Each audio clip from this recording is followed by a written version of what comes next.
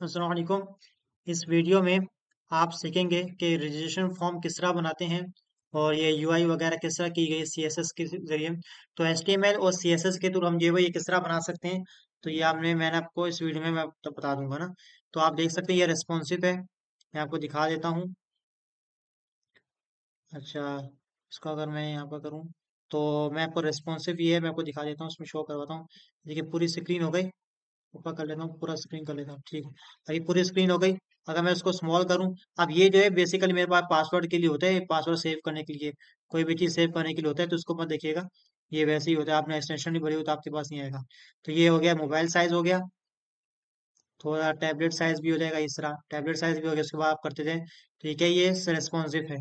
Registration form क्या है, responsive है। अब ये किस तरह बनाया गया है, मैं आपको इस वीडियो में बता देता हूँ। देखिए, सबसे पहले आप एचटीएमएल में जाएंगे, index dot H T M L पे, ठीक है। और उसके बाद क्या करना है, आपने एक फॉर्म बनाना है, ठीक है। एक फॉर्म ले लेंगे आप। उसके बाद एक हेडिंग लेनी है H1, इसमें रजिस्ट्रेशन फॉर्म लिख लेंगे आप।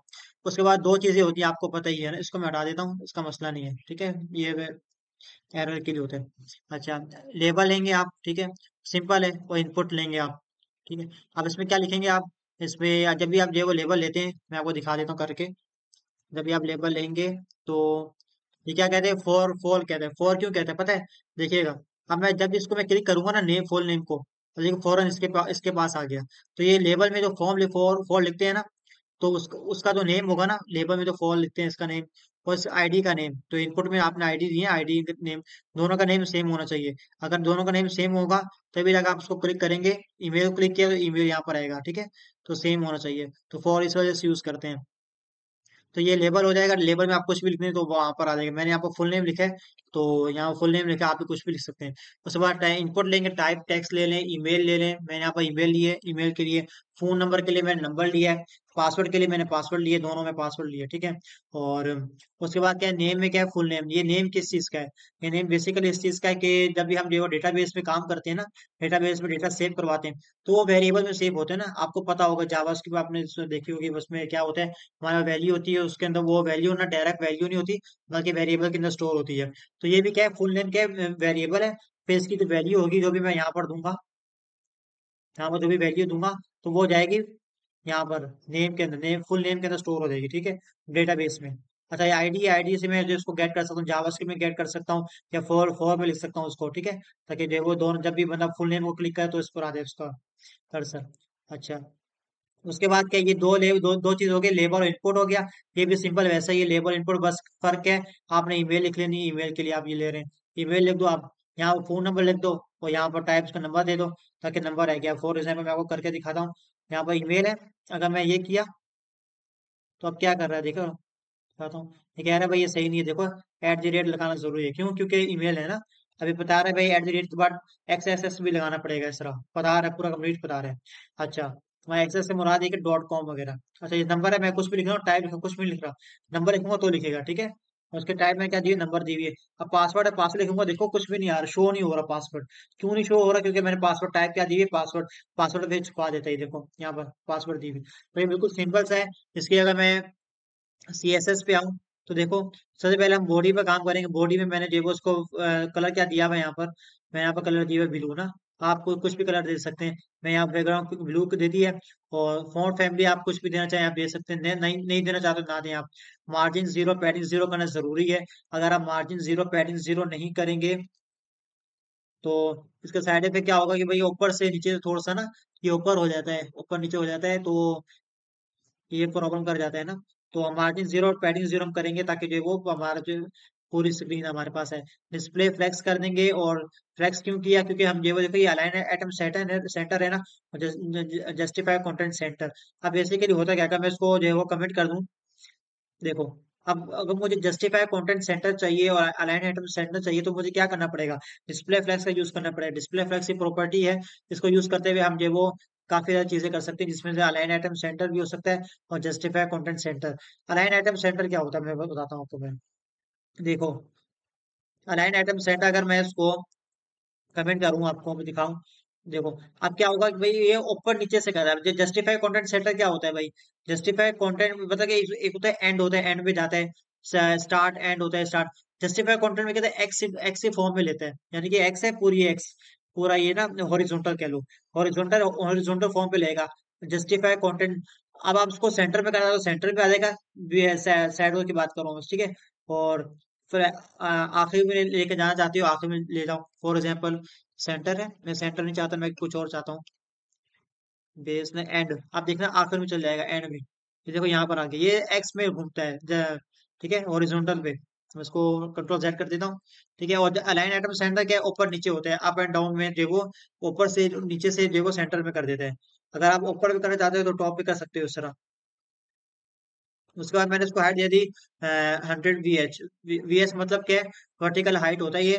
यूं समझ लो कि हमारी पूरी जो स्क्रीन है ना, पूरी स्क्रीन ये 100% है ना, ऊपर से नीचे 100%, साइडों से भी 100% है। इसी तरह VH भी होता है। VH क्या होता है, वर्टिकल हाइट होता है। और विड्थ के लिए हम क्या यूज करेंगे, वर्टिकल विड्थ, VW यूज करेंगे, यानी कि ये 100 होता है पूरा, ऊपर से नीचे तक 100 होता है। जिस तरह हम 100% कहते हैं ना, सीधा 100 VH भी हम कह सकते हैं। तो हमने इसको हाइट दे दी VH। उसके बाद क्या H1 है, आपको पता है भाई H1 में क्या है, मैंने रजिस्ट्रेशन फॉर्म का जो वो हमने कंटेंट लिखा हुआ है यहाँ पर, ये रजिस्ट्रेशन फॉर्म कंटेंट मैंने से क्या किया, टेक्स्ट क्या दे दिया, वाइट दे दिया, बैकग्राउंड कलर क्या दे दिया, ब्लू दे दिया, और थोड़ा सा बोल्ड कर दिया फॉन्ट वेट इसका, ये देखो, कलर टेक्स्ट अलाइन सेंटर कर दिया मैंने, बीच में आ जाए, बॉर्डर रेडियस कर दिया 10, और कलर दे दिया, और बैकग्राउंड कलर आपको मैंने बता दिया था। अच्छा फॉर्म है, अब मेरे पास पूरा फॉर्म है ना, ये ना, ये पूरा एक फॉर्म है, इसका बैकग्राउंड कलर कौन सा है, व्हाइट है। ये देखो मैं आपको वो बैकग्राउंड कलर व्हाइट दे दिया मैंने इस पे। और पैडिंग 20, पैडिंग 20 क्या करती है, पैडिंग 20 बीच में से लाती है अंदर से। अंदर से हमारे जो कंटेंट है ना, H1 है, लेबल है, इनपुट है, फिर लेबल है, फिर इनपुट है, तो इसको ऊपर से नीचे, और फिर नीचे से भी और साइड से भी ना अंदर से पैडिंग कर देगी, यानी कि उसको जो वो हमारे पास ये पासवर्ड है ना, ये यहाँ से स्टार्ट होना चाहिए था, लेकिन अब ये बी से स्टार्ट हो रहा है, मतलब क्यों, क्योंकि मैंने पैडिंग दी हुई है 20। अगर मैं इसी पैडिंग 200 कर दूंगा ना, तो देखना क्या होगा, देखो अब कितना फासला आ गया यहाँ से वहां तक, तो काफी जो वो खराब हो गया सीन। तो ये पैडिंग अंदर से होती है। बॉर्डर रेडियस क्या होता है, बॉर्डर रेडियस साइडों से होता है, ये ऊपर से नहीं, गोल घूम रहा है ना, ये बॉर्डर रेडियस है। तो मैंने चारों तरफ बॉर्डर रेडियस क्या कर दिया, 8 px लिख दिया। बॉक्स शेडो भी होते हैं, तो इसका जो बॉक्स शेडो यहाँ पर है, तो वो नीचे बता देता है बॉक्स शेडो। अच्छा, उसके बाद क्या है, इसकी मैंने वेट दे दी 100%, फॉर्म की वेट होगी 100% की, मैक्सिमम वेट दे दी 400 px दे दी। अब इस अगर मैं जो वो मैक्सिमम भी अगर मैं बिल फर्स्ट बनाने के लिए कह रहा हूँ, ये 10 देता हूँ मैक्सिमम वेट, मतलब कि इससे ज्यादा नहीं जानी चाहिए। अब देखो मैं 100% वेट तो ऊपर दी हुई थी, लेकिन यहाँ पर मैक्सिमम वेट जब दी ना, तो कह रहा नहीं भाई तुम जा नहीं सकते, क्यों, क्योंकि आपने मैक्सिमम वेट क्या दे दी, 10 दे दी, ठीक है। तो 100% आपने दे दी वेट, ठीक है, लेकिन मैक्सिमम वेट क्या होना चाहिए, 400 होना चाहिए, इससे तो मैक्सिमम हाइट मैंने उसको बता दी। उसके बाद लेबल में क्या किया, डिस्प्ले ब्लॉक किया।